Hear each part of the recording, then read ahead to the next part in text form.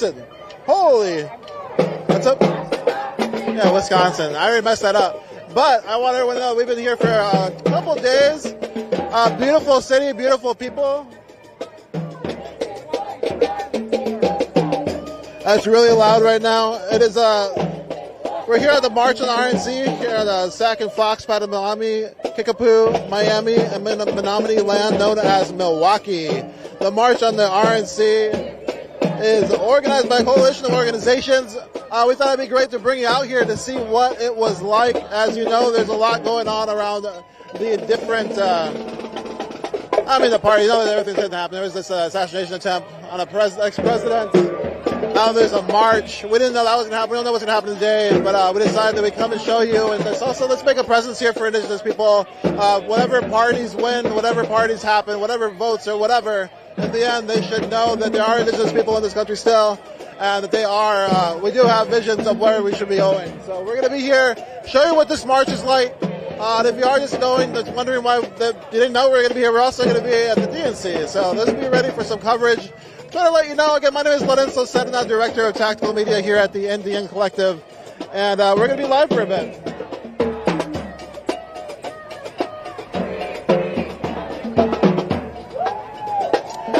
And so we're here, we're looking towards the secure area. We're outside of it. So this is a National Special Security Event, NSSE, which is like the highest designation for a security event in the United States.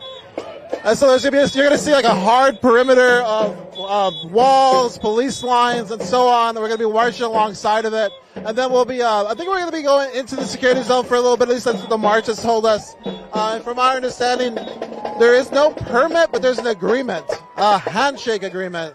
And so I don't know what that means, but we're going to find out together. And so again, thanks for joining us. We're here. Do I just tell people why we're here or anything? Or? Yeah, go for it.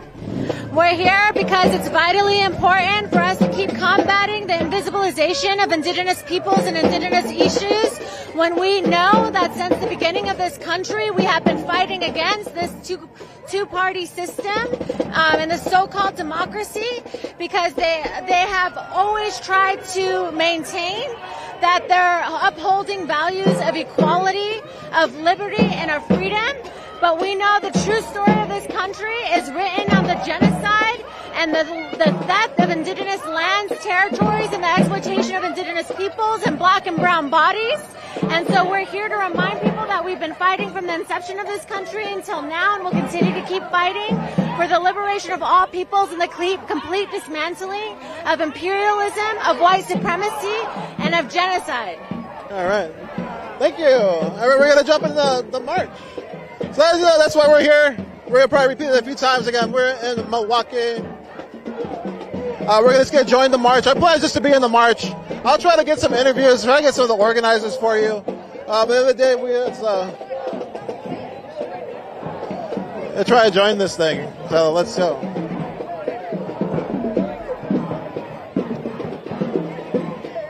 So yeah, you're probably wondering how many people are there? What, a few hundred, 500, 600? Again, this is the Republican, outside the Republican National Convention. We're looking kind of towards it. I don't think we're heading over this bridge. I think we turn left or right. I don't know. There's a map. But we're going to follow along. And we're not in the front of the march. I know you're like, why not? Because this is going to be the biggest press scrum. We're just here to show you what it's like to be in a march of a national special security event. Which really just means that it's a police state, and the police can basically change the rules on the fly. Once you cross a certain line, you're just completely searchable. There's a lot of security levels of different organizations from across the country that are here. So it's like, the Secret Service, but you also, you have different federal groups, the FBI and so on. You have different police organizations sending people here. So there's like probably thousands of cops. Probably they're expecting 50,000 attendees. Yeah, you can get ahead. You can walk way ahead. Okay, now we're in front of the march. We've lost our people. We're just walking. But yeah, so you can see this is the front of the march. It's going to be a giant press scrum. That's all it's going to be up here. But also more than likely, like the front of the march will run into whatever may or may not occur. I'm personally just thinking we're going to listen to some chants, make a present, and then we're gonna leave. That was been my prediction of today. Since this all started, and I'm just gonna stick to it.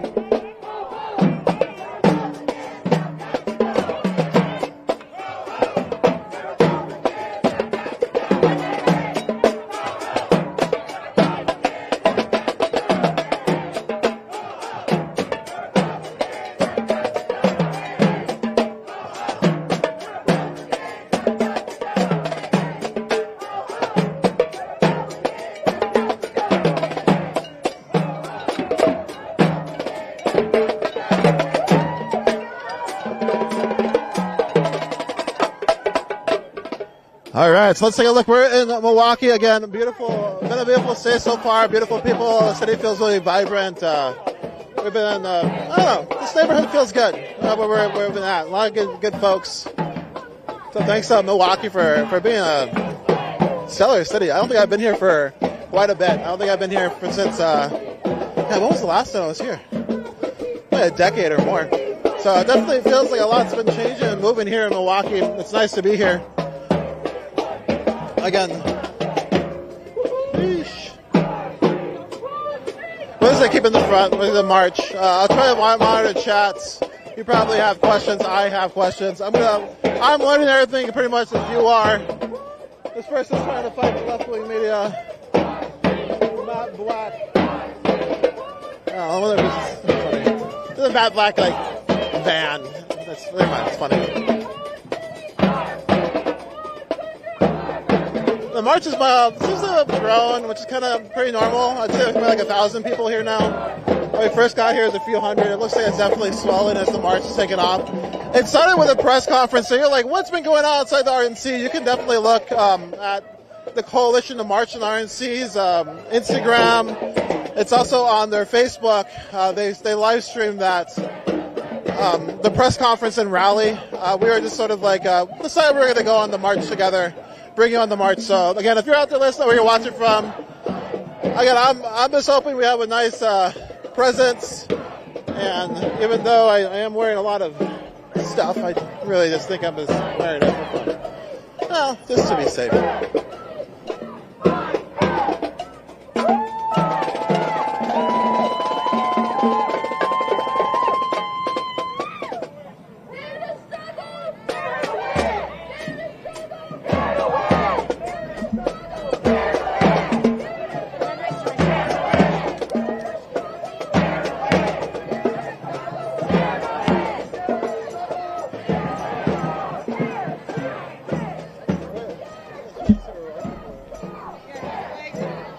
Yeah, so you can see all the people. There's different blocks. You can see there's a bunch of big banners, front banners. Defend and expand immigrant rights are some of the signs. Horrible city welcomes RNC fascists. That's what that sign says. Stop Trump and racist Republicans. That's what that sign says.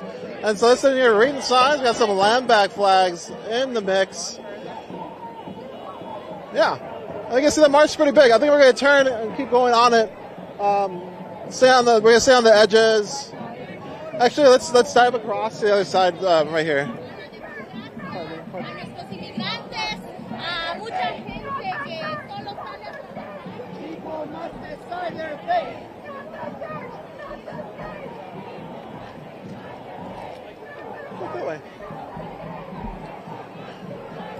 So we're marching south alongside the security zone of the RNC. So if you're on the computer looking at a map, we just crossed Kilbourne Avenue, heading south on State Street, from my understanding.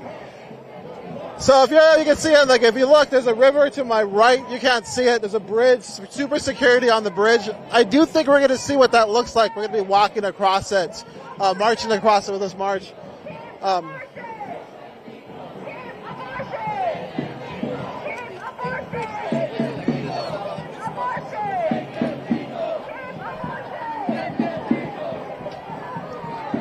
Again, we're here, 2024 Republican National Convention. We're the march, the coalition, the march on the RNC. And again, we will be also at the DNC as well. So we're going to be checking them both out. Again, I'm the director of technical media here at the NDN Collective. Really excited for all of you, all of our relatives out there wondering what these things are like. I think it's a great experience to see sort of the country show out how it's going to show out in these events. It's always an experience. But this is the Protest March Coalition. A lot of different groups signing on. You can go to their website, March on the RNC 2024, I think is it, and check it out. And sort of read the talking points, read everything why they're doing what they're doing. And again, the Indian collectives here, we just want to make sure that we know these decision makers are going to make decisions, whatever side of the aisle, and they affect indigenous people. And we just want to make sure that there's a knowing of what happens in these places for y'all. Like, thanks again for being here, but also that we have some sort of say or presence as these decisions are made. And as we found, that's usually not the case. Indigenous people are not at the table, not in the conversation, and so we're doing our best to change that, but also show you this. We're gonna walk up to the front. Oh, I can wait for you to set up, and then we're gonna try to see if we can get some interviews.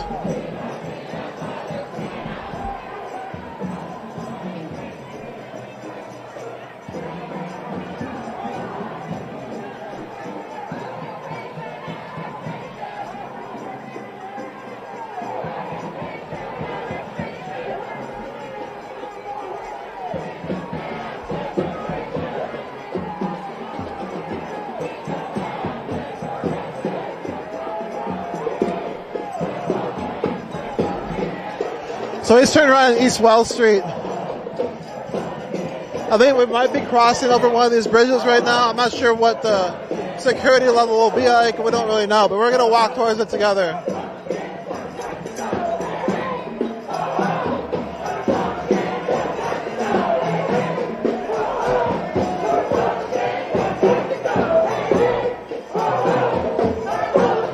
We're going to be on this march for a minute, so I'm making plans. What's going on? We're marching right now. It's super loud. A lot of that's chants, drums. It's wild.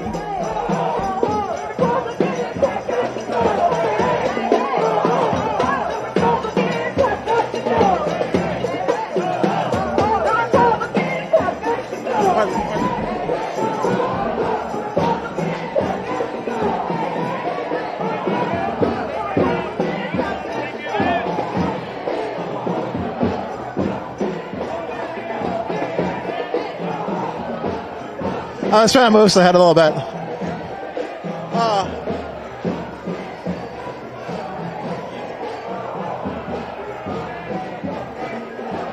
Yeah, so it looks like we're going to have to jump to the other side. So this is like one of the secured bridges. It looks like they've put a bunch of concrete blocks to ensure there's no not foot traffic. I guess they're okay for foot traffic.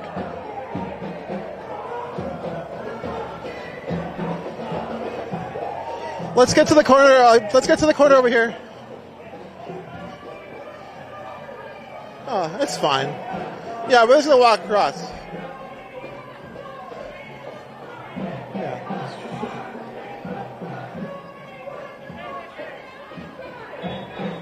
All right. So we're gonna. So this is the river that sort of separates the security zone. You can see Fife Surf Forum, which is a giant place where there'll be a lot of these conversations. A lot of the presentations you're going to be watching on the television will be in that building.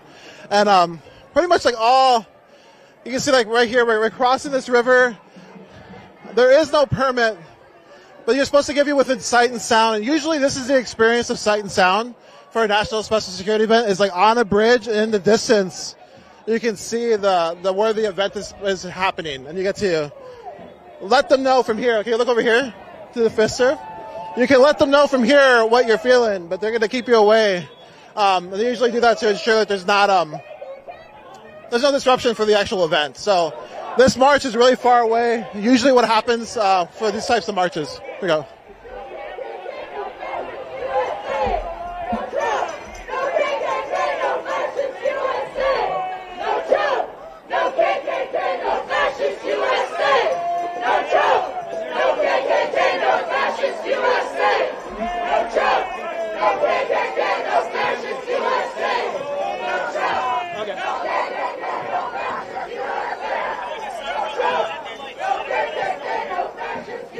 All right, let's hold it here for a second.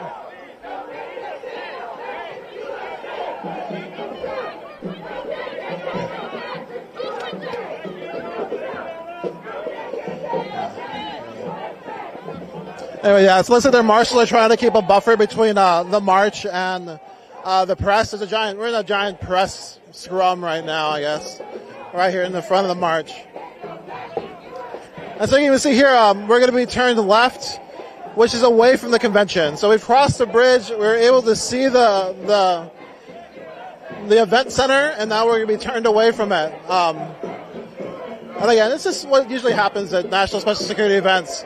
The big march, again, if you don't know, my name is Lorenzo Sedana. I've been to a few different, I think 7 national special security events like this, similar, different vibe of what's going on in the country at the moment. As you know, right now, things are pretty intense. There was this assassination attempt on Trump, like somebody tried to shoot the former president, which has just sort of accelerated the rhetoric that existed out there. There's a lot of calls for calm that are coming out as well. I think that we try to acknowledge that, violence in the United States is actually very common. Political violence is very common. And the country itself has been in perpetual war for quite a while. So it's like lots of violence is pretty common in the United States, and the country itself is enacting violence on many other communities and countries constantly. So.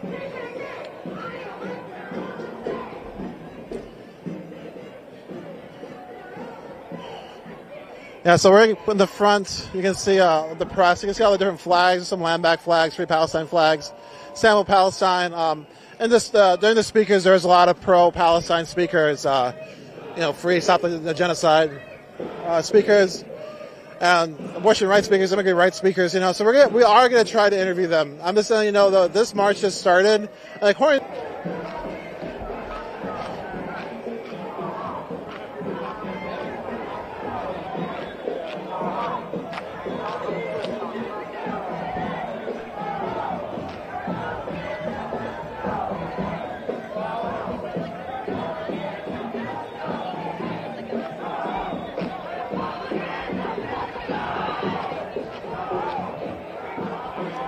Yeah, so thanks. So people are wondering how many people are out here. And if you're seeing stuff in the chat, let's drop it and drop it to me. I'll do my best to answer the questions. The more questions, the better. So if you have questions you want to ask me, and it makes sense to me to answer them because I don't know everything. And you're on the internet, you got way more access to stuff. I'm just out here in the weather. But there got to be 1,000 people here. There have to be more than that, maybe.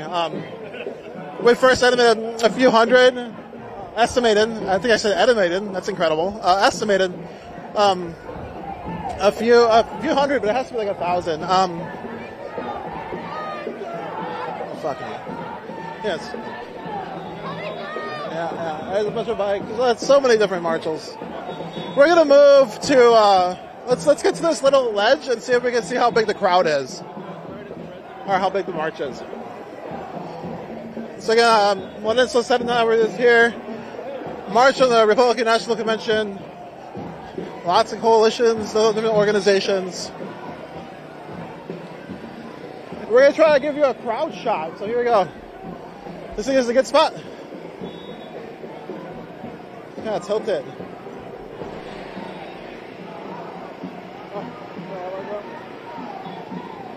All right, here we go. So this is the front of the march.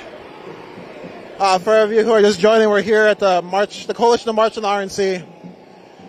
Front of the march, this is all press. They have cameras, they got press passes, varying degrees of press passes, really. All marked out. Some people are wearing armor, you can see a few helmets.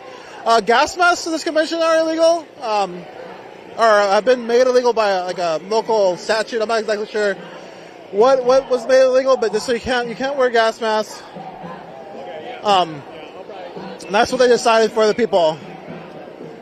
And that's basically because they want to be able to disperse the crowd easier. People are already equipped, they can't. And it's really clear that that's what they want. It's hey, don't protect yourself against pepper spray or tear gas, please. We will need that equipment if we wanted to make you leave. So, anyways, they passed that. That's fine. Usually they pass all sorts of weird ordinances and laws and different shifts around NSSEs. So that's pretty common. And even in the days as they go forward, they'll try to pass different stuff.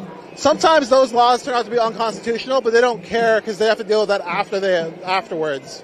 So they'll apply them, and then they'll come back and be like, oh, yeah, whoops, we shouldn't have done that, but we used that law because it was approved at the moment, Again, you can look back at the RNC 2008, 2012, DNCs, And you can see that process of like the different laws. And I would even argue that this back and forth around the permit also really common. They don't want to give a set route for people to actually plan. They don't want anyone to actually be able to plan anything, so they have to constantly change the rules and the routes and everything, so that way people are sort of reacting to what's being allowed to them. And so that's super common as well.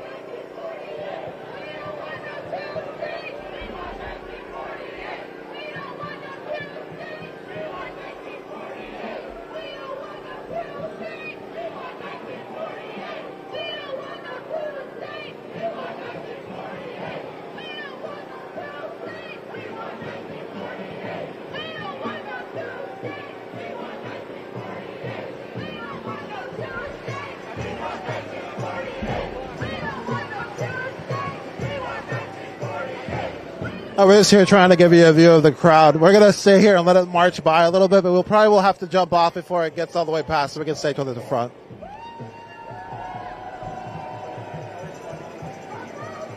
Your mic's still on here. Oh, we can just do it now. We can change it and then run back up again. Oh, okay. Well, whatever. Eventually, we're gonna let this crowd pass, and then we're gonna change batteries for a second. So we'll go do a be right back screen for maybe a minute, and then we'll be back.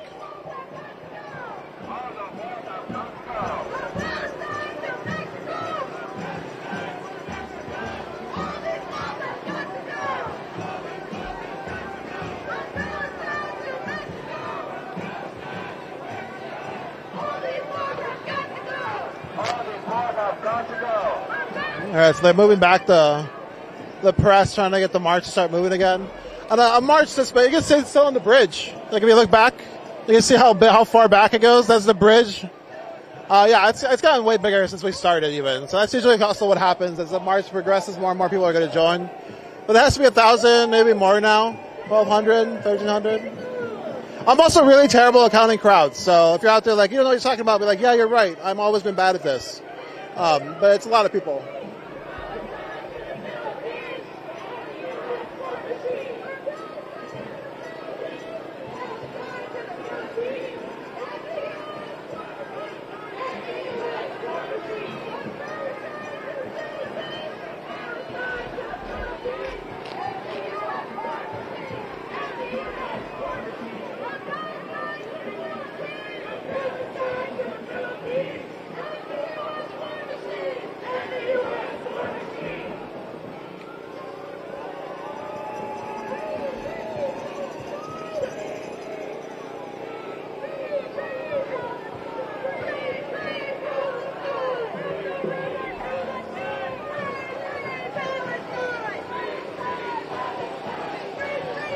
All right, so I think that okay. So marches like this are hard to keep together. So sometimes what they'll do is they'll slow it down, stop it, let the back come back up, try to get into blocks that are a little more condensed. The top behind that is for safety. If you're in a big thick block, it's harder to break you apart, pick off people, so on.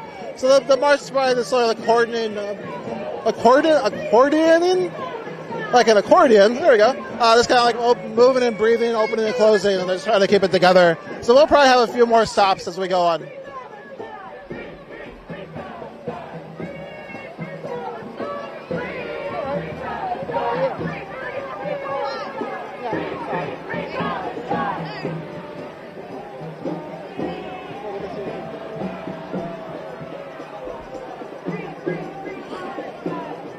All right, so I'm going to try to give you a sense of the march. I don't think we should have all passed. We're going to get really far behind.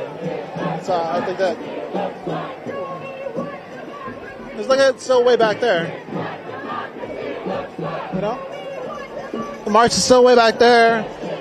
We're trying to decide our battery changing strategy. You're watching, hearing it live here. But yeah, so the march is really big. We want to give you a sense of how big it is, but if we stay here and wait, we have to run back up to the front, which I don't think is a great idea at this moment. It's also very hot. The more movement you're going to do, it's not great.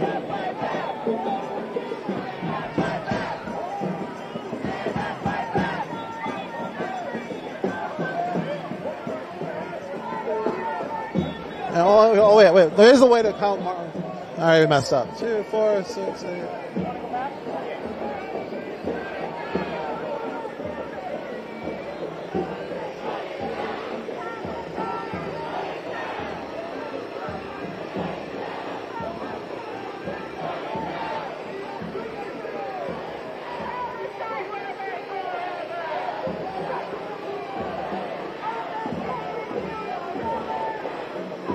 Yeah, I was kind of like 500 people in this front part. And so it's like, I did that by counting one of these rows and multiplied it by the, whatever, math. So yeah, there's 1,000 people for sure at the very least. I think it could be more. I'm very bad at counting crowds.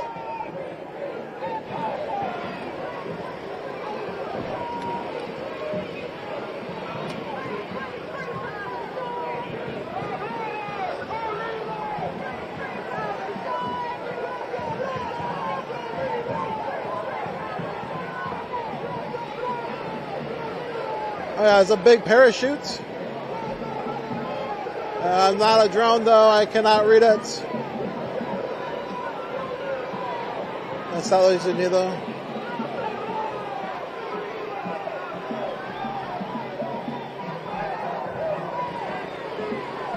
Alright, the end just hit the bridge. Let's switch the battery. Alright. We'll be right back. We're gonna switch this battery. Just give us 1 second. Hold a second. Again, I'm Melissa Sedana. Thanks for being here. We'll be...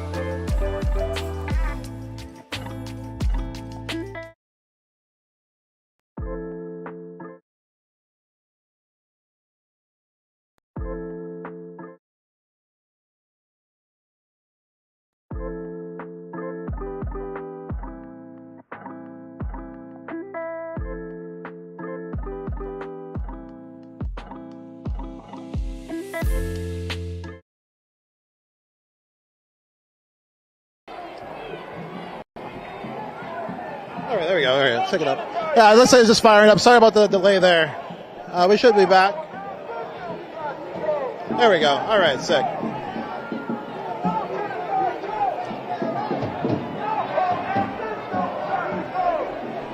One second. We're going to try to move back to the front.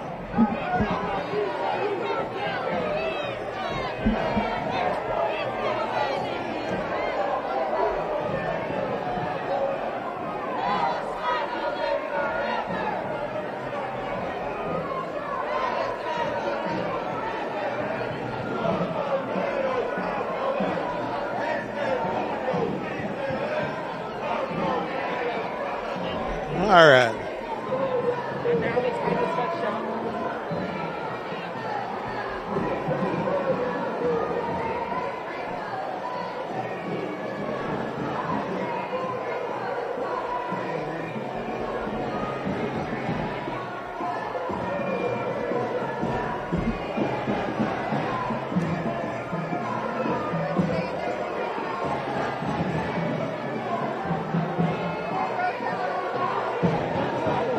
On one of these sides, can you give it to me this side?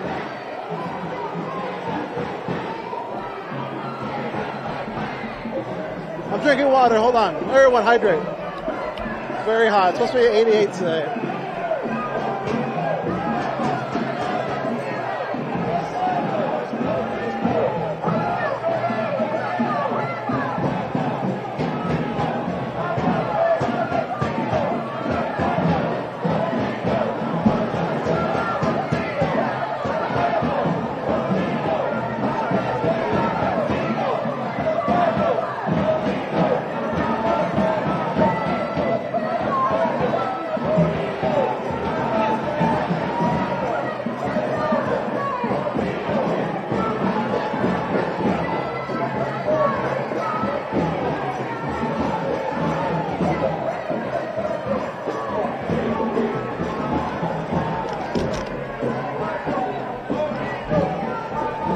that was like the foray into the security zone.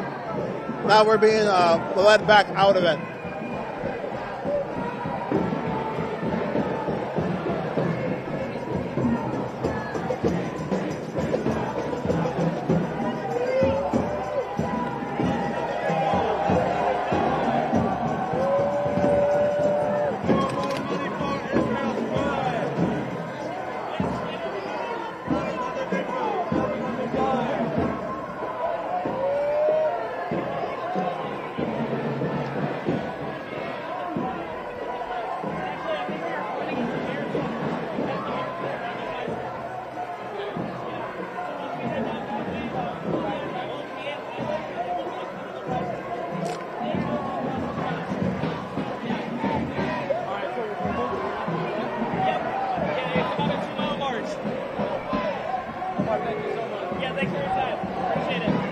How's it going? Hey, I'm feeling good. Feeling good? Really, really good, yeah. You want to introduce yourself at all? Yeah, my name's Omar Flores. I'm the co-chair of the Coalition to March on the RNC. And how's it going so far today? We got like 3,000 to 4,000 people here. We've managed to stick with our plan to keep everything family friendly. Everyone here seems really enthusiastic to be here. That's something to feel good about. Right on. And like, I mean, obviously the situation on the ground has changed. Has that changed what people are asking you all, or? I mean, things are fine here, honestly. The shooting doesn't really impact us, is what we found. If anything, it's encouraged more people to march. And well, I guess like these events bring together a lot of people. The goal is to have a presence in the streets. What's the goal afterwards, though? Like we're showing people are engaged, they do care. But what from here? Where do we go? Oh yeah, I think what this shows is that direct action works. We fought for 2 years for this, to be able to do this family friendly without being criminalized, and we won because we gave them no choice but to let us win. And so I think what that tells people is that we need to take direct action to win what we want. You know, we can't just vote this in. You know, Biden had nothing to do with this march. The Democrats had nothing to do with this march. We did.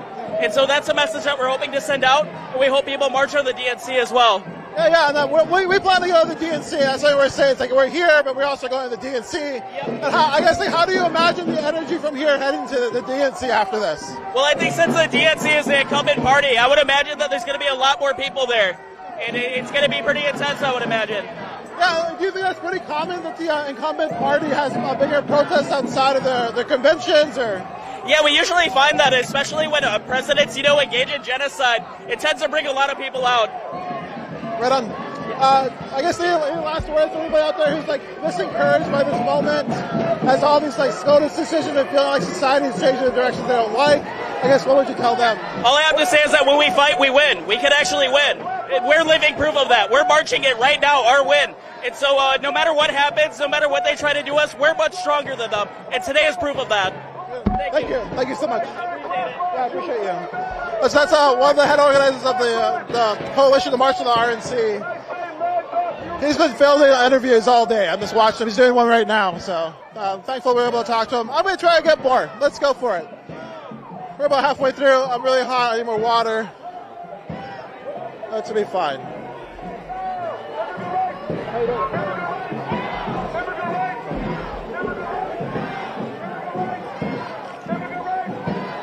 Where's the try to get across this bridge?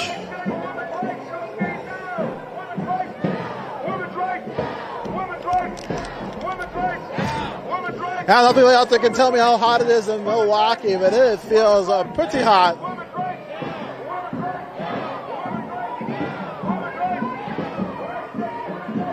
Yeah, you heard him speak like this isn't like them to organize this protest like the people did. The people are organizing a protest outside of the DNC. The people want to be heard, and the people's voices are going to be like basically they want to be heard by the people in power. And there are people in power who are behind us now. We're marching away. And I think when they're talking about I think a lot of calling campaigns and petition campaigns, stuff like that, trying to get at least allowed to do this. Again, my understanding think a permit, but an agreement that it'd be okay. And again, I don't know. I feel like that's what happens to these things.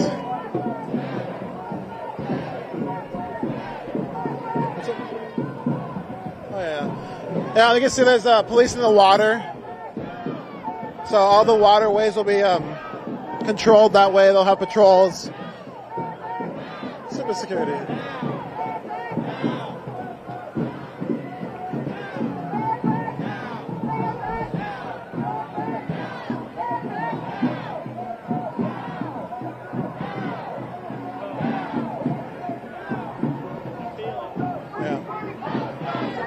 I think we're about like halfway almost. I think we go back where we started and go past it, across another bridge and come back. But yeah, I was talking to somebody earlier and they're like, oh, like, why are you wearing all that stuff? Like, I don't know. It's like, the first worry is probably the heat. I've been out here, to be honest.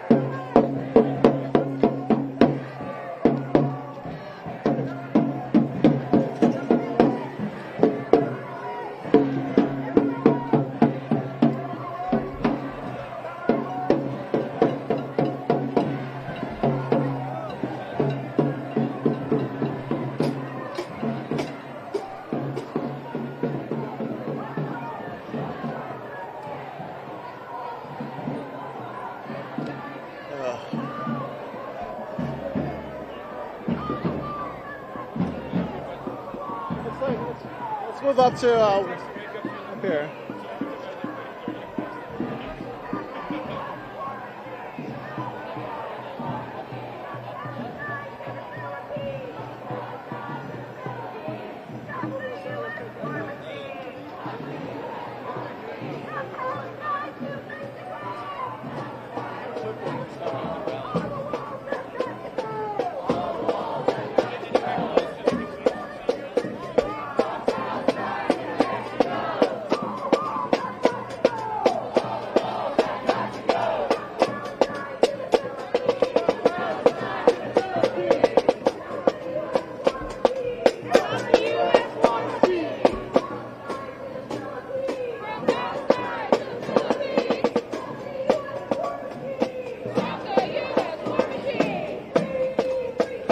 We're stuck in the middle of the march right now.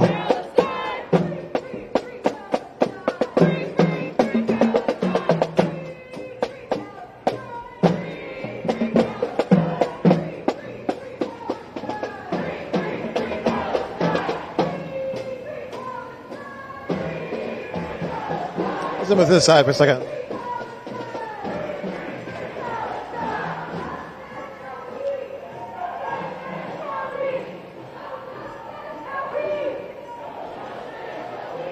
All right.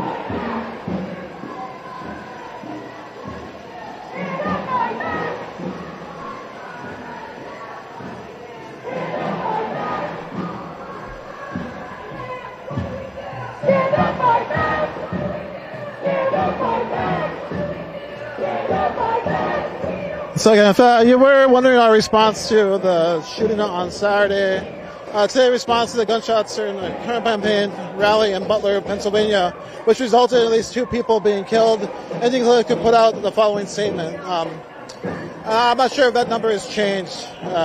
We mourn lives lost today, and our prayers go out to those their loved ones. Many of us have experienced the trauma of gun violence, and we send prayers for those who witnessed the shootings today, and hope all are safe in spaces with loved ones. Today's shooting was the direct result of an inhuman and irresponsible culture of violence. The shooting is not about the right versus the left, or merely the result of divisive rhetoric. As many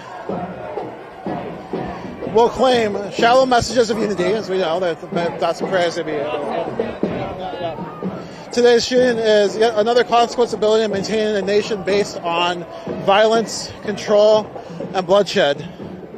We need and deserve leaders who understand safety and peace are not abstract ideas. They are policy choices, and we refuse to be reactive or take sides in a culture of violence. Instead, we will continue to advocate for a paradigm shift. Our world needs to build a culture of peace. Indian country and communities forced to the margins are disproportionately impacted by ideological extremism, and we must be more vigilant than ever in protecting one another. During this uncertain time, what's up, everybody? We are channeling the strength we get from our ceremonies, from our elders, from being on our lands. We will not rest until all people have the space, time, and resources to heal, connect, and thrive. We must continue to hold our ground, organize, and keep each other safe. We will continue to build towards the future of all people, and all sacred life deserves.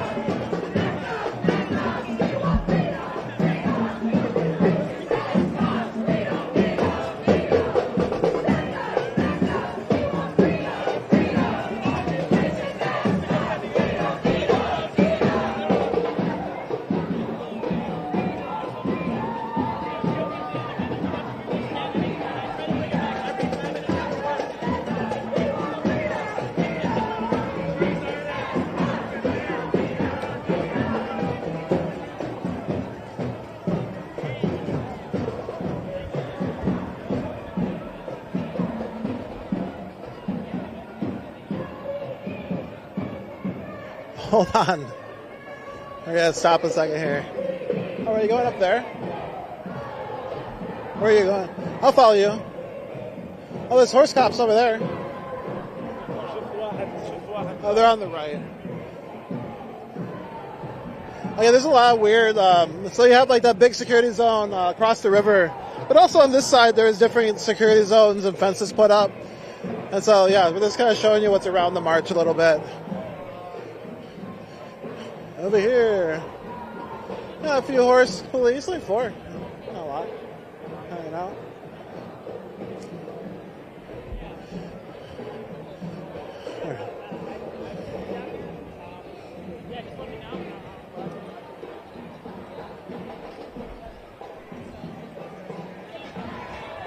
Again, we're in Milwaukee. It's 2024 March, Coalition to March on the RNC. I'm trying to show you what's going on here. We're going to try to talk to a few people more, but I don't know. We'll see how it goes.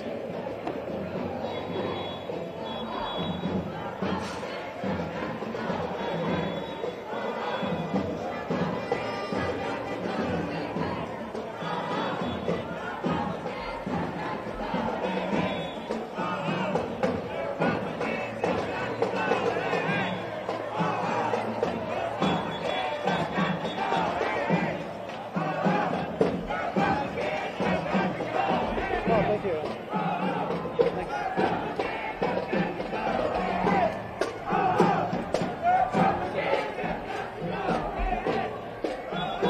Drinking water, drinking water.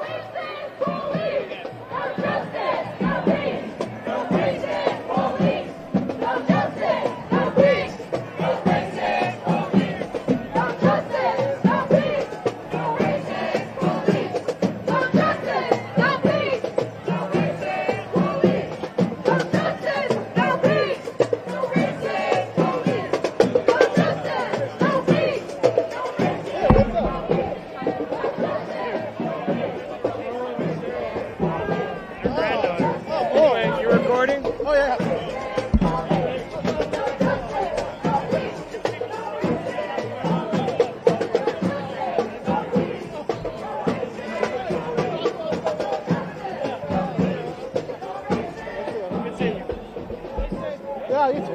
It'll be fine. All right, we're almost back to the start of the march. But don't you worry, we're going to go around again. We're going to talk to people. Again, I was telling you earlier, we're probably for sure halfway now. Maybe I'm wrong.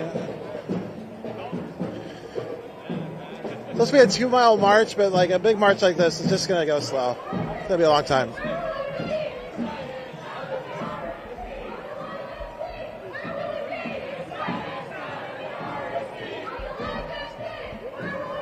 Try to see if we can get some pretend shade or something.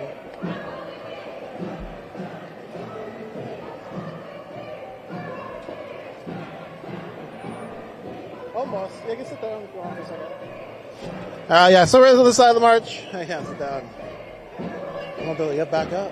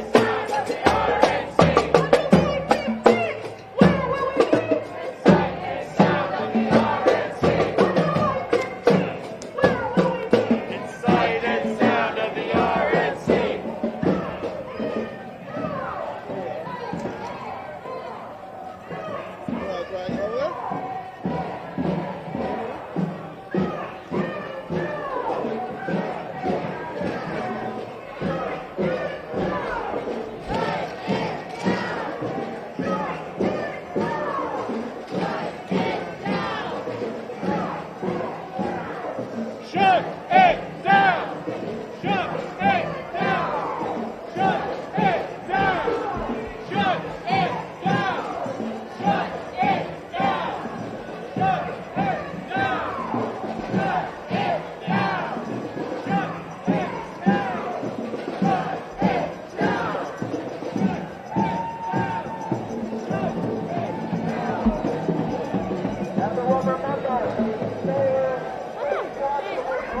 How's it going? How do you feel? I talked to you like 20 minutes ago. How do you feel about everything now? I don't know.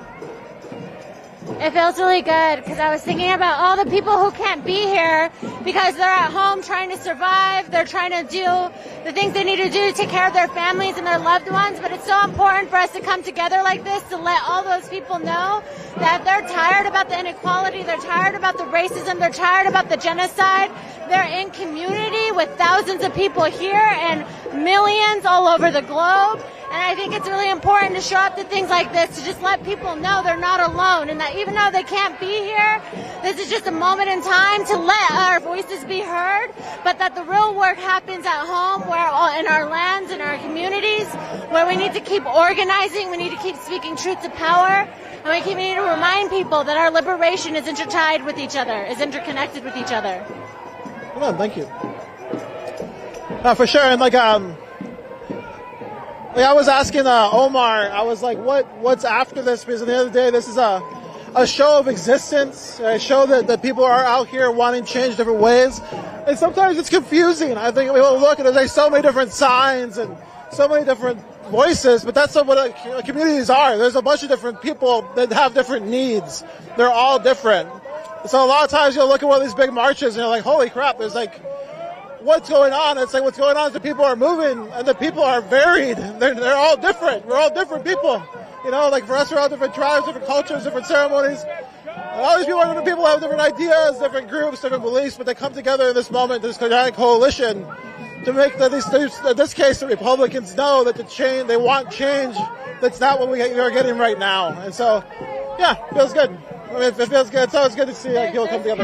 There's power in our diversity. There's power in our different perspectives. And when we come together and pull those pieces together, we show just how beautiful it is when we create inclusive movements and inclusive spaces. And it's a great reminder that beyond the noise that gets put out there, the divisive politics, the divisive rhetoric, the strategies to create confusion and chaos, that deep down inside, we all know what the hell is going on. We all have a very important voice, important lens to this issue, and that when we come together, we create a holistic understanding of all of the ways that we need to dismantle these institutions because they do not serve us. They do not serve any particular group except those who are trying to maintain their power holds, to maintain their wealth. And it goes to show how this is a class fight, this is a race fight, this is a gendered fight, this is an indigenous fight, this is a Palestinian fight, this is a fight of all systemically oppressed peoples pushing back against these systems. And when we come together, not only do we bring the analysis together, but we also bring the solutions that are needed to move forward. I think about like solutions, you know, like what a lot of times, like I don't know, you're in these spaces and people are against stuff, you know, we don't want this, we don't want that, and I'm like, what do we want then, you know? And so I'm like wondering if you want to talk about what that might look like what is the things that we're looking for and we want from each other, or want for ourselves and each other. Yeah, I think that's why our message here and the visualization that we tried to bring here around Land Back is so important. We know that 80% of the world's remaining biodiversity are on land stewarded by indigenous peoples. We know that those are where our most resilient food systems are. Those are where real efficient and effective solutions to climate change are coming from. Real solutions for sustainable, regenerative food systems are coming from. Solutions for ecosystem restoration that create climate change resiliency and mitigation, and also the type of solutions that support the development of regenerative economies as an answer to what alternative is necessary to capitalism.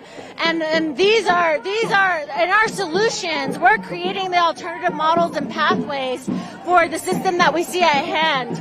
And that's why Land Back is so powerful. It's a reminder that we're not confused about what needs to be done. We're not asking either party to tell us or to lead us to the solutions. We want our land back, and that means not only getting the territories back into Indigenous hands, but it also means allowing us it means taking back our freedom, taking back our right to self-determination, and exercising our sovereignty in a way that enables us to create these alternative models that are so desperately needed by all communities all around the globe.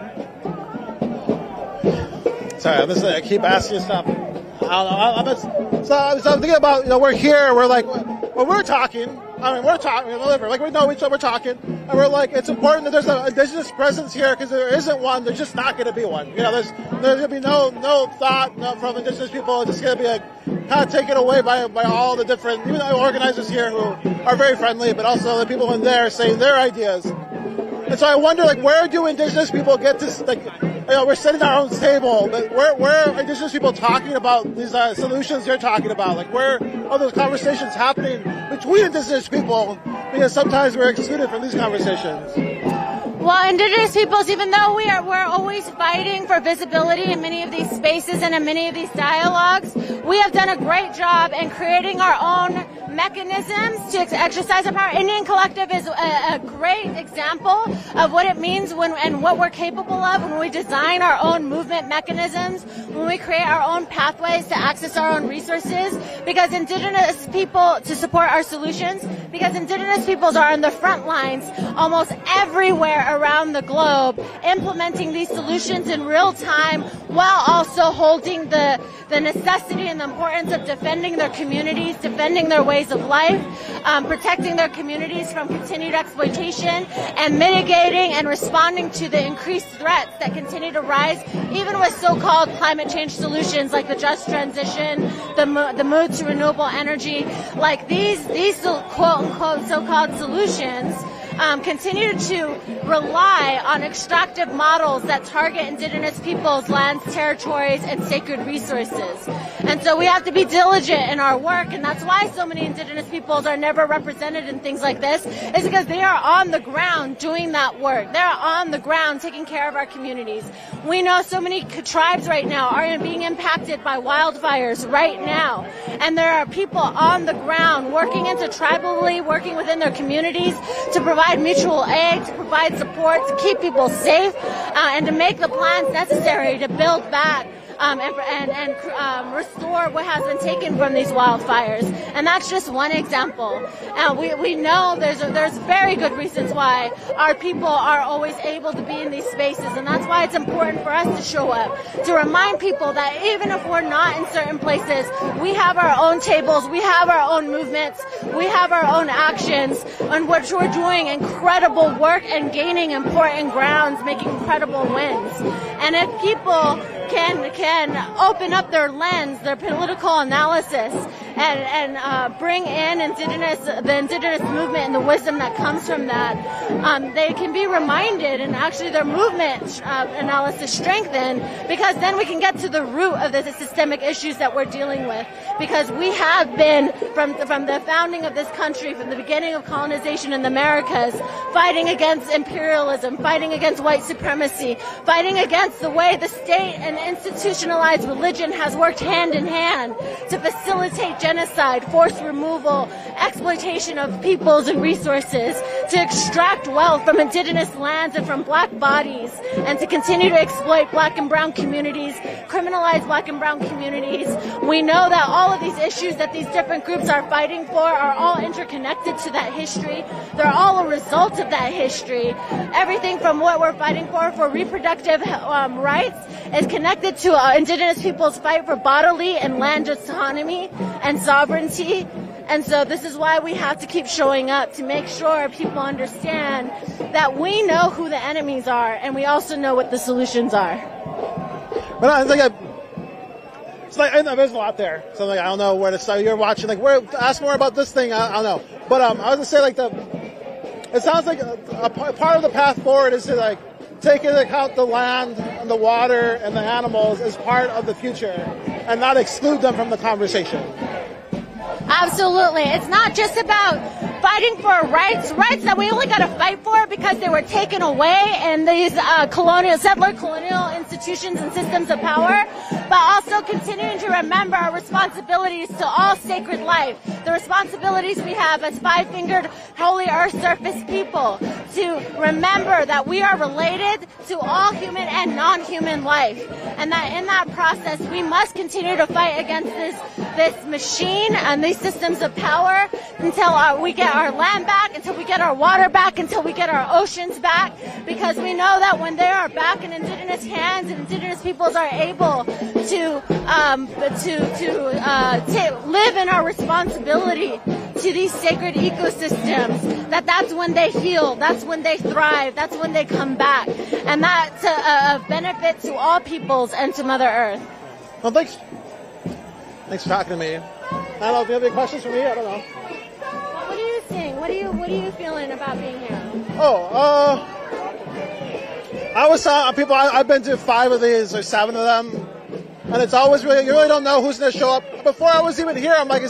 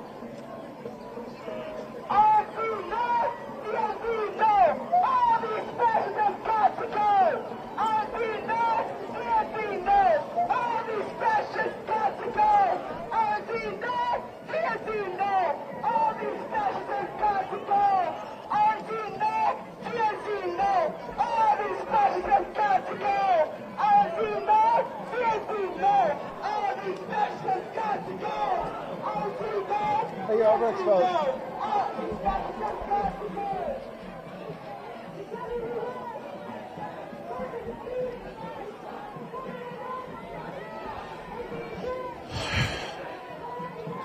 Yeah, let's go. Take it slow a little bit here.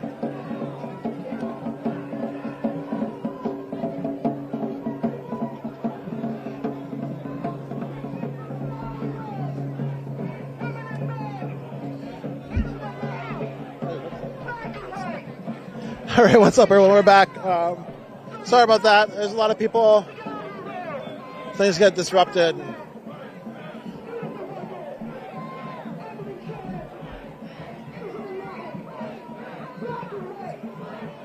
So I think we're going in one small loop. It's pretty close. You can see the event center right there in the background.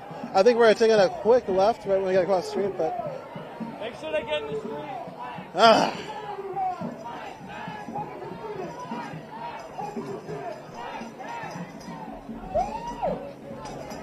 So across the water, you can see a bunch of cops all over the place in the water. Some bike cops to our right.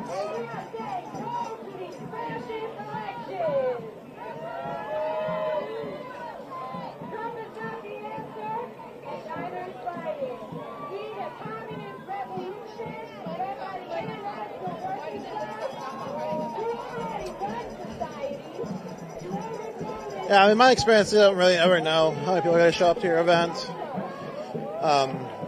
The chatter on this was like, it was there, but I was like, not really sure.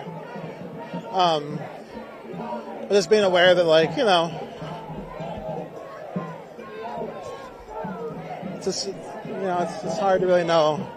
I think, like, mostly you're just like, oh, what's going to happen? Like, people are going to show up. That's about it. That's usually what I'm rolling with.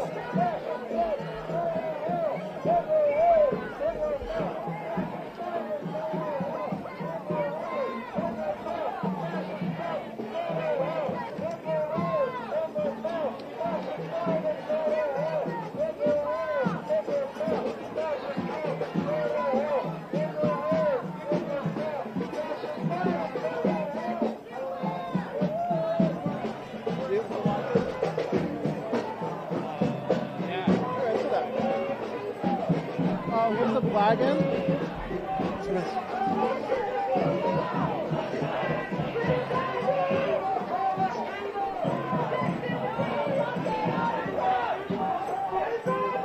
You want to have it yourself? Yeah. This is the first thing. All right.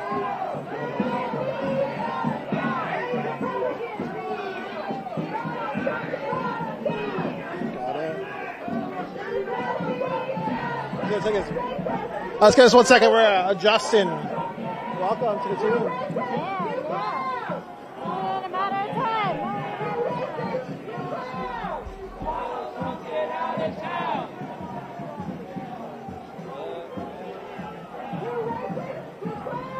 Donald Trump, get out of town.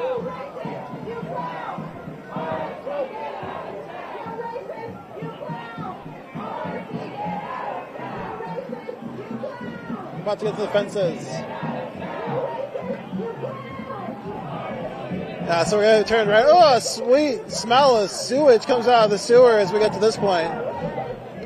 That was very sewagey smelling. Yeah, it smelled bad. Anyway, so if we walk, we can see that these fences are here. These surround the hard perimeter all the way around. So they're like 6 feet tall. I think She looks native. Look, she looks Navajo. She's wearing a silver necklace. she made it. Yeah, so you can see there's like vehicles going in. All the vehicles are being scrubbed. They'll be looking underneath them with mirrors and stuff.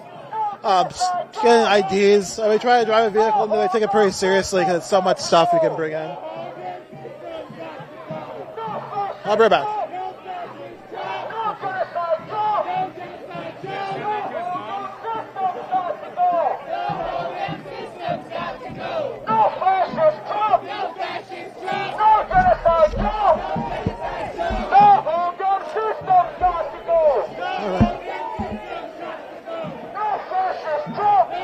So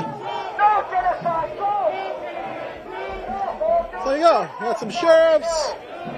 They got probably different agencies, different police officers. Again, it's like a giant police, law enforcement party happens at the RNC and DNCs. They bring so many different law enforcement officers from all these different organizations together to basically work together and police this event.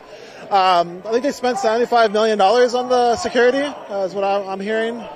And that's like the event itself. That doesn't include like the personal security apparatus that's also here. So like while you see this visible security, this guy's from Indiana State Police.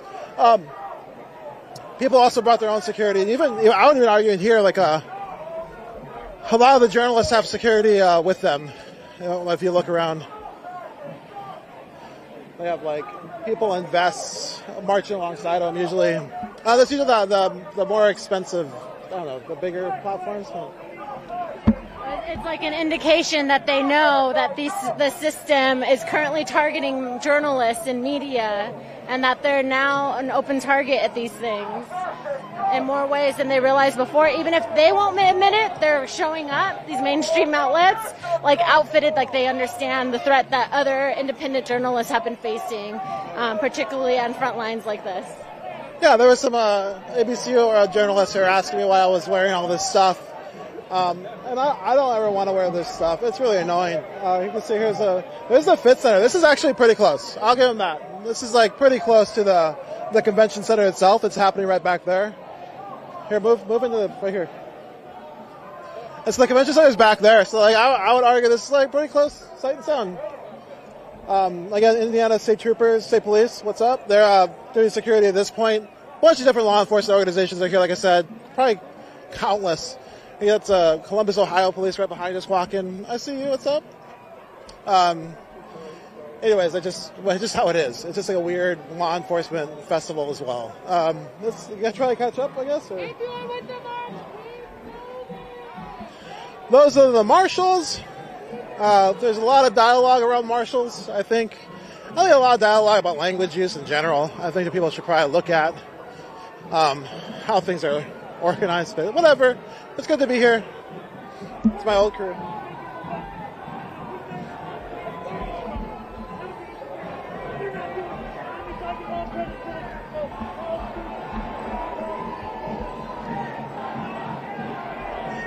But yeah, so I usually train all this stuff, and it's like, there's not really, there's sometimes where you should wear everything. I wouldn't say this was one of those times. It's very unknown, but we had like a small discussion, and we're like, we'll have to practice wearing it sometime, so that's why we're wearing it. We're just practicing.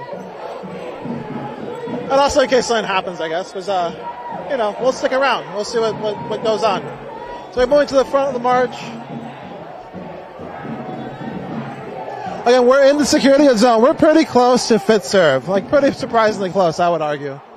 Based on experience, I don't think I've ever. Oh no, like 2008, we got close. That's close.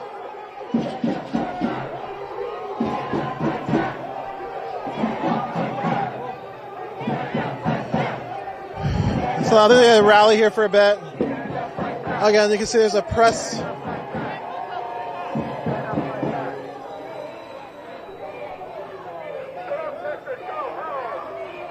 Try. Let's follow you. Take your time. Okay, we're just navigating this now. Again, it's just it's really hard to stay together with a group of people.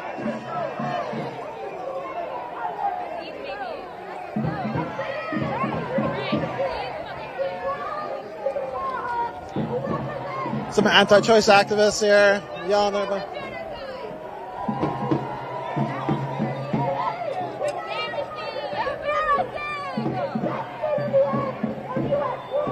Yeah, it's like in the FitServe is right there. If I serve, someone's like, you're not saying that right every time. You know what? You're right, I'm not. But anyways, it's over there. That's where the convention's at. You're going to be watching that tonight. I'll see if I can get you to... Donald Trump!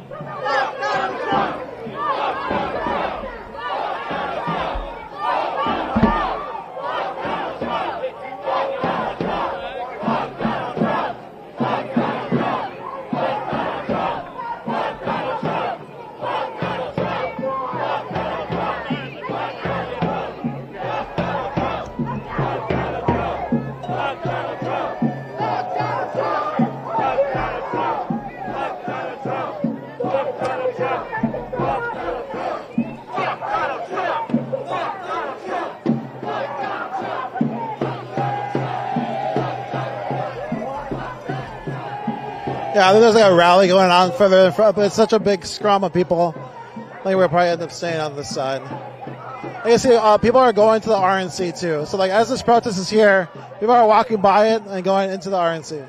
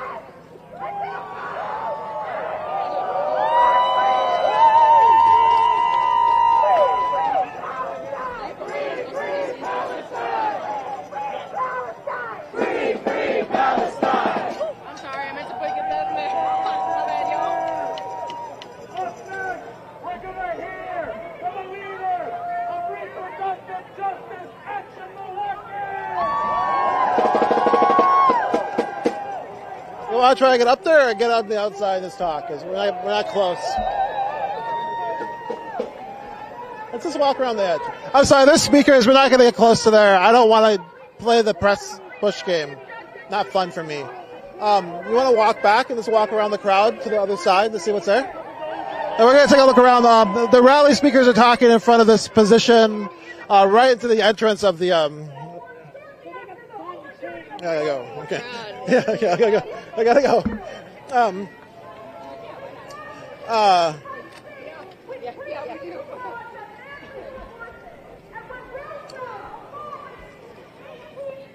So everybody's walking around. You can see the march has stopped, holding the intersection. Let's hold on here for a second.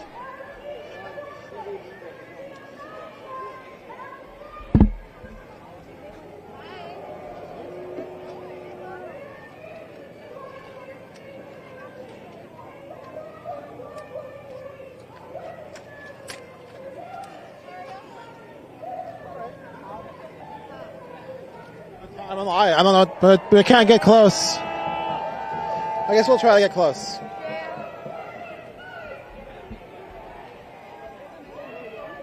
What do you think?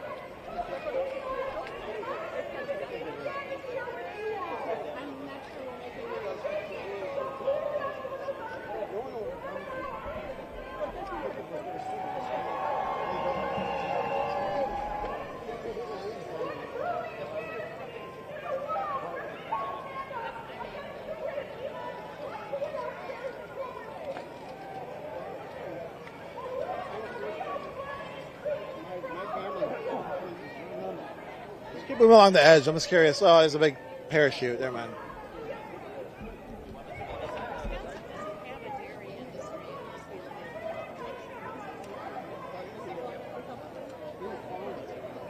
Yeah, let's check it out. We're going to show you different angles of what's going on here.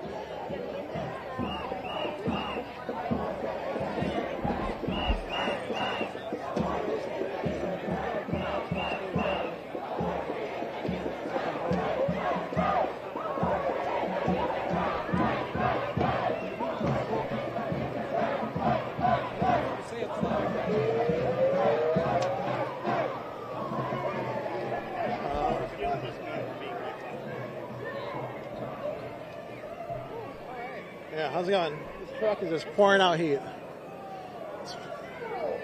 Yeah, let's move that way. I can't get you closer. I'm not gonna climb over everybody. I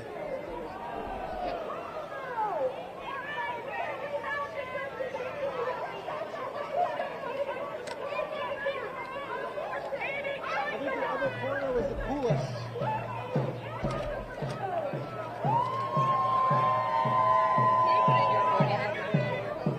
Yeah, there's a like counter protesters yelling. People are kind of going back and forth right now. The rally brought forward the abortion rights strugglers, fighters, and so there's like people yelling at them, going back and forth.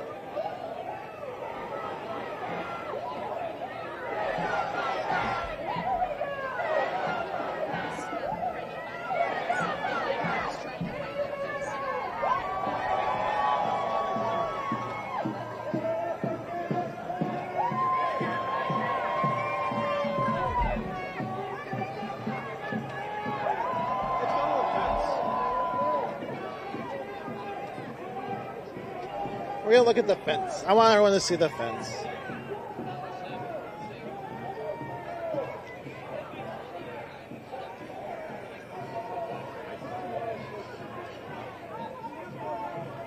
This is good enough, you know. Wait, I'll get closer.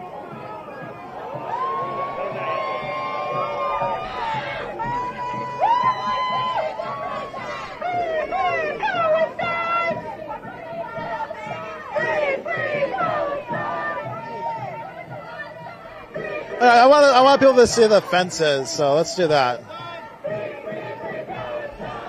So if we stay here, we can look at the heights. Thanks. Yeah, set up right here. Let's look around. So if we look, I think west of us is the Pfizer Forum right here. I don't know how to pronounce it. Again, whatever, but it's right there. RNC is happening inside. You can see outside of it, there's like a security zone. These tents is where they're processing press, it looks like. We're going to go inside. We are not going to be inside. If you'd like us to be, let us know. I'll do my best to get you in the inside. But you'll be able to watch the inside. It'll be super covered. Millions, like journalists from all over the world are here. They're going to be in there. Out here, less covered usually, so we're going to probably be outside most of the time. But yeah, these fences you're seeing are really common. They're deployed at all the NSSCs. These fences, and sometimes there's double rows, triple rows. This one looks like a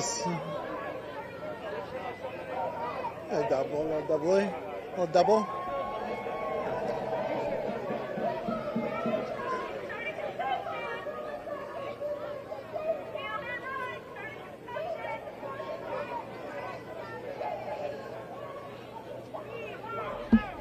I'm not sure what we're doing.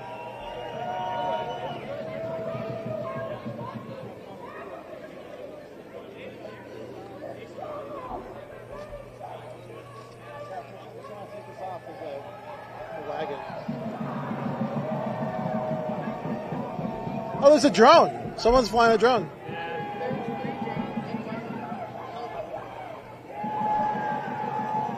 Or in the security zone. Holy. Another drone.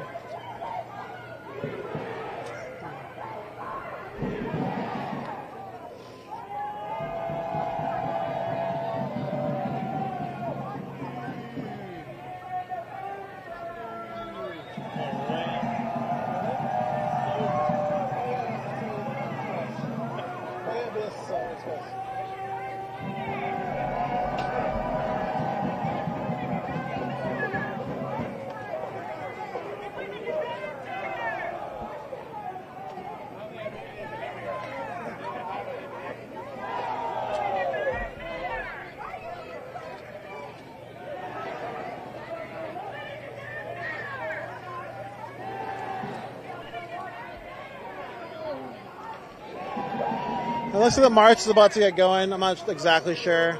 I guess there was some anti-choice folks on the side towards, I guess, nearest the convention center yelling at the march that stopped by or came by. They stopped. They had their pro-choice folks speak. And now I think we're slowly edging away.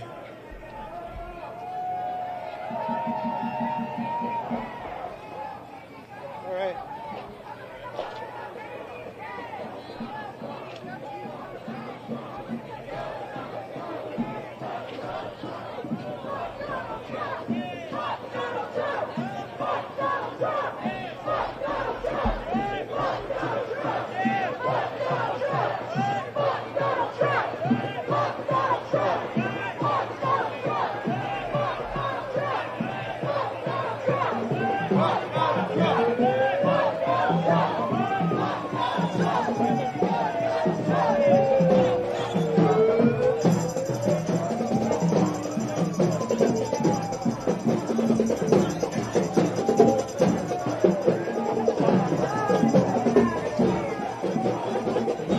We're going to get back in front of the march here.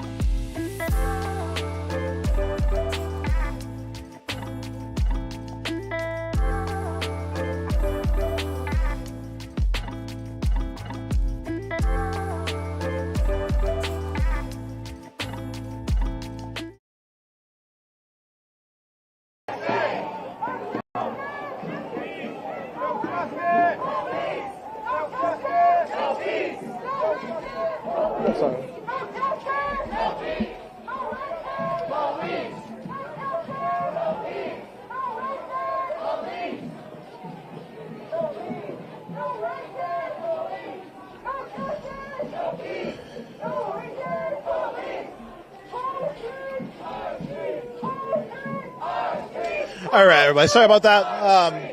Thankfully, somebody alerted us. Yeah. A bunch of green cops. Cops in green uniforms? I don't know what they are. They're all over the place. So they ran across this field, they get tackled for sure. You're not seeing the field, but they're crossing back over the bridge. I think that's where the start of the march is, or was. And I think that'll be it.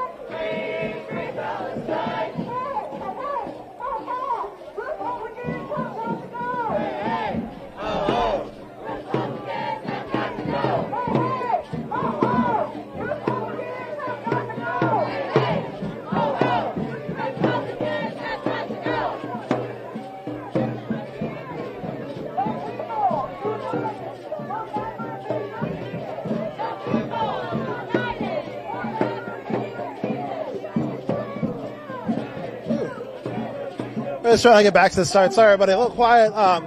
You know, it's very hot. Anyways.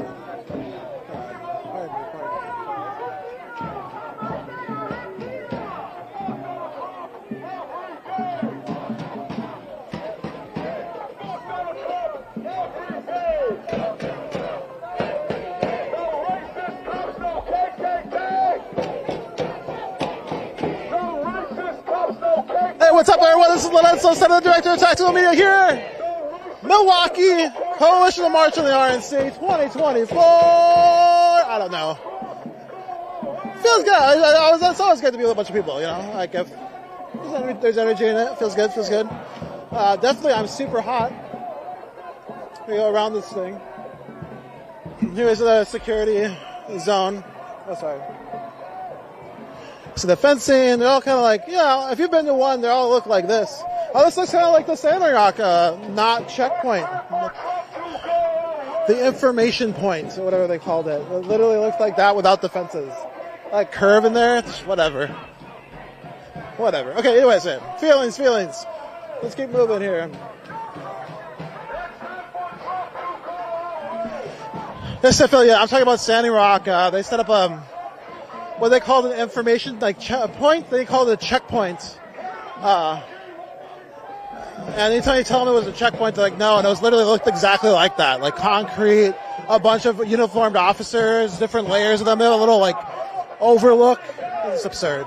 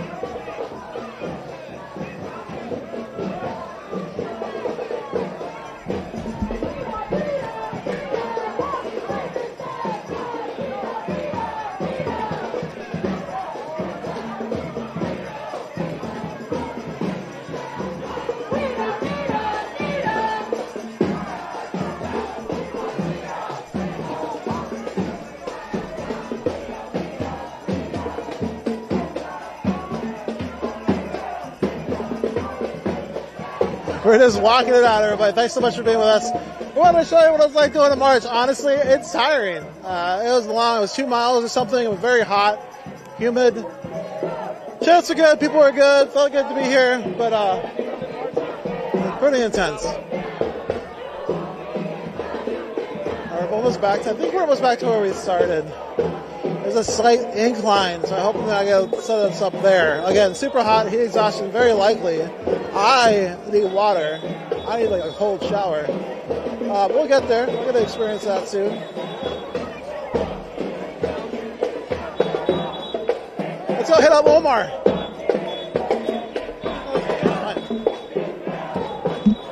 All right. How's it going now? We fucking did it. All the stupid... I'm trying not to go like way off the rails, but like after all the stupid shit people were saying, oh, it's going to be chaos, it's going to be this, it's going to be that, you know, get the hell out of Milwaukee. You had all these privileged ass white people just leaving and saying that, oh, we can't be here, it's too dangerous for us. Well, we're right here, we're not fucking selling out our city. We marched on the RNC, we got within sight and sound, and we're going to continue to do what we're doing. And I'll be honest, like I was very surprised by how close you all got. Like, that was very sight and sound. Usually it's not. Yeah, and we're really proud of that, you know? We've seen the difference, too, because we've been in RNCs where we don't have as strong of organization. But here in Milwaukee, we have really strong organizations. Yeah, we're talking about, we've been here for a few days. I've only been to Milwaukee, I think, one time. And it's been wonderful. Like, the people are wonderful. The city is wonderful. We're kind of a queer neighborhood. I don't know. So it's great. Yeah, I love Milwaukee. I love the Midwest, man. Like, honestly, I really do love the people out here. A lot of fucked up shit, you know. There's a lot of, like, segregation, you know. I always say it's like the South and the North.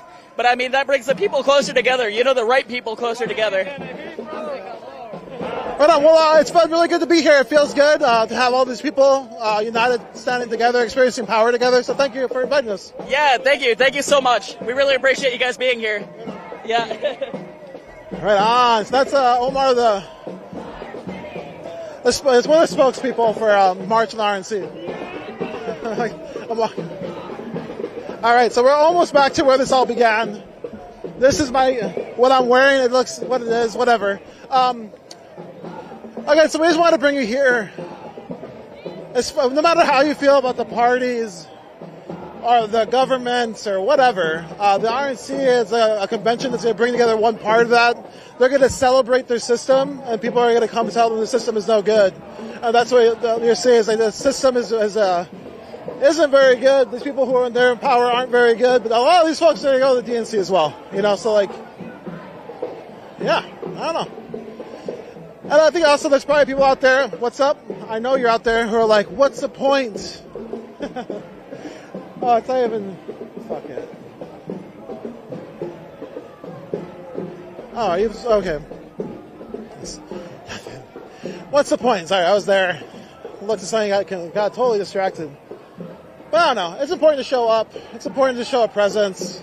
It's really hard sometimes, based on the opposition. You know, like our us, we're in our HQ in Rapid City, and you know, it isn't like the most friendly town to Indigenous people and people of color, but we still organize marches there. We still come out in the streets, bring Indigenous people out, let people know that we're there, and other people invite us out. You know, so I think it's always important to show that you exist, and they're going to try to convince the world that there's no opposition, there's nobody saying anything negative. You know, and it's like you might as well go let them know. And so I really appreciate all of you organizing your neighborhoods and stuff too. Like, again, we talk a lot about going back to our communities and just doing that work of having meals together and like building relationships together, learning how to protect each other and be there for each other. And like, that's really where at least a lot of this stands. Like, we're going to go back and continue like working on our lands with our people.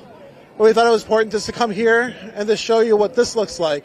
Because regardless of like your stance, things that happen here will probably affect you at home, you know? So here we are. Wanted to show you. It's hot.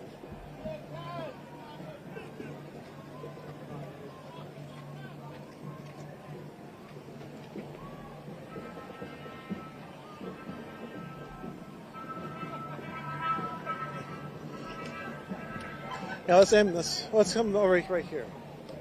All right, fine. Medea Benjamin. What's up? Let's sit right here so we have to listen to these people.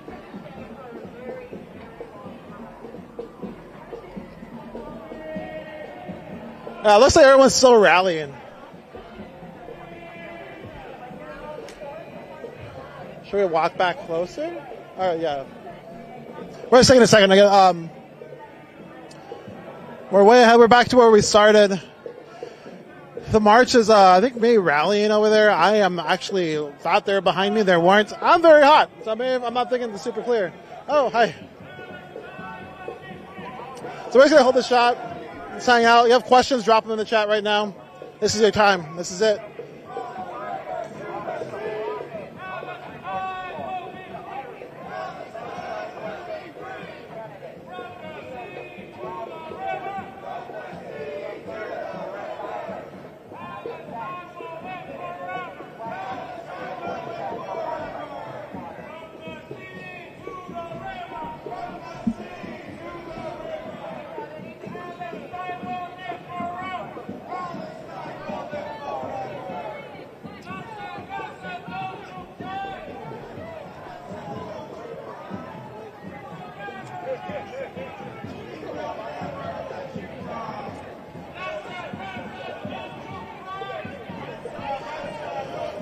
Oh yeah, we're just holding here a second. I might take it down. I'm just gonna wait and see if there's any questions in the chat. We're gonna be around. If you're here, you want to message us, try to message us on Instagram or whatever. Let us know what's going on. American Indian Movement Montana, what's up? Via Palestine, Zero Joshua on YouTube. Thanks for watching. Yeah, we're usually live on YouTube, Facebook, and Twitter. Twitter, I guess, overnight decided that only premium users can go live, so that's why we're not live there. And I guess we'll see what happens with that.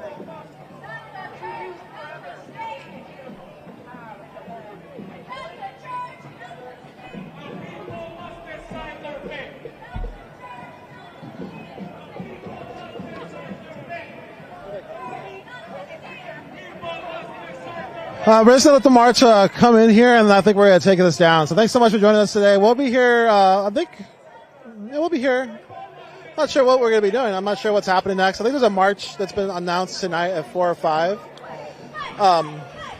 But I'm not sure what our goals will be with that. We're going to have to recover from this one. And like I said, it's really hot. It was 88 degrees. It was pretty humid. Definitely I was feeling it. So here comes the march. Let's watch it come in. Thanks for being here.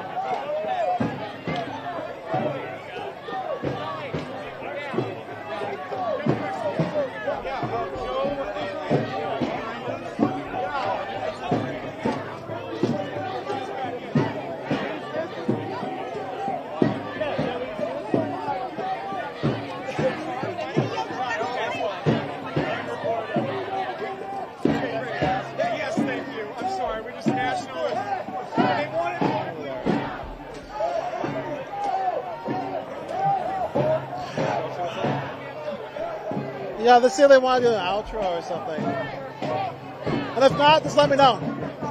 Let's find out. If not, it's cool.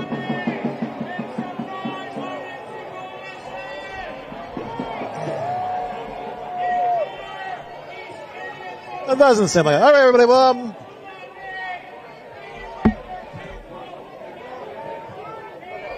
all right, everyone. Thanks so much for joining us. I guess I can try to do the outro in front of the camera. All right.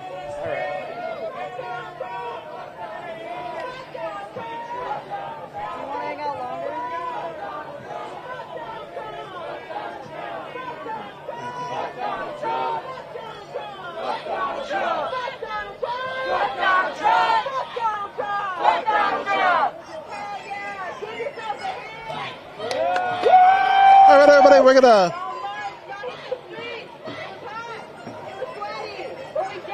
Ready? Oh God, it's on me. Okay. Everybody, we're keeping us all safe. Y'all awesome.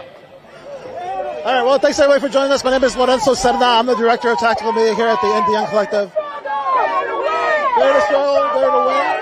The Frisco contingent coming on through. Just wanted to thank everybody for watching. I want to bring you out here so you can experience it, be in a march with us. You heard how hot we were.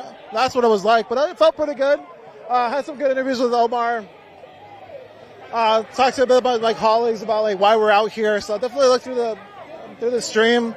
In the end, I think that like whatever happens here will affect us no matter what you feel about the political system. So it's good to be here and just check it out.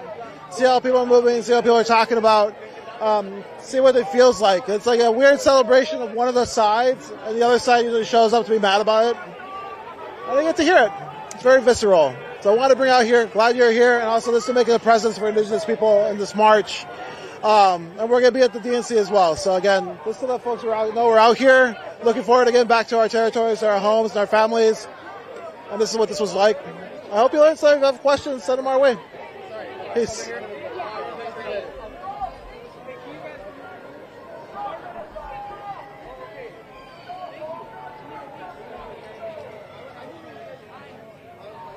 Hey, good video. Yeah, thanks everybody again. I'm Lorenzo Sedna, Director of Tactical Media, they, them, Chicane. We're going to take this down now. Just keep following us, hit follow, like. We'll figure out what's going on with Twitter. I don't know. But anyways, much respect.